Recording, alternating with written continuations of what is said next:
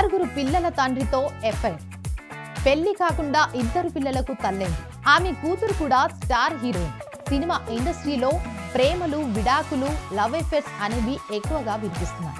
సెలబ్రిటీల life లో ఏం జరుగుతున్నాయో వార్తల్లో ఎక్కువగా వినిపిస్తుంటాయి. కొంతమంది హీరోయిన్స్ పెళ్లైన హీరోలతో ఎఫైర్స్ పెట్టుకున్న హీరోయిన్స్ చాలా మంది ఉన్నారు. ఇక ఈ హీరోయిన్ ఏకంగా ఆరుగురు పిల్లల తండ్రితో ఎఫైర్ పెట్టుకుంది. సినిమా ఇండస్ట్రీలో లవ్ అఫైర్స్, సహజీవనం, పెళ్లి, విడాకులు ఇలా చాలా కామన్ అయ్యాయి. సెలబ్రిటీలకు సంబంధించిన రిలేషన్స్ మాత్రం ఎప్పుడూ వార్తల్లో నిలుస్తూ ఉంటారు. కొంతమంది హీరోయిన్స్ స్టార్డమ్ తెచ్చుకున్న తర్వాత కెరీర్ పీక్ లో ఉండగానే లవ్ అఫైర్స్ కారణంగా కెరీర్ పోగొట్టుకున్న వారు, ఇండస్ట్రీకి దూరమైన వారు కూడా ఉన్నారు. ఇక వారిలో ఈ హీరోయిన్ ఒకరు. ఈ హీరోయిన్ ఒకప్పుడు అందాల తార. తన నటనతో ప్రేక్షకులను మెప్పించింది. ఆరుగురు పిల్లల తండ్రితో ఎఫైర్ పెట్టుకుంది. అప్పటిలో ఇది ఒక సెన్సేషనల్ న్యూస్.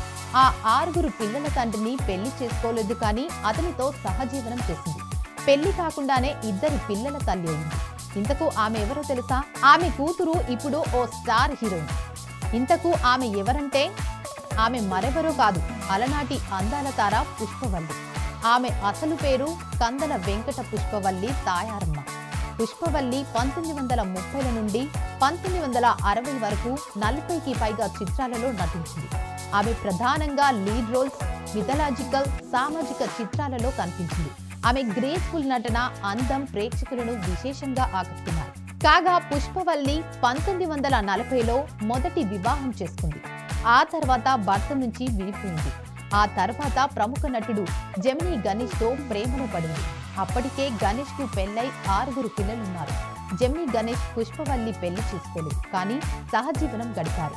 వీరికి 2 పిల్లలు. వారిలో ఒకరు బాలీవుడ్ లో స్టార్ హీరోయిన్ గా రాణించిన రేఖ ఒకరు, మరొకరు రాధ.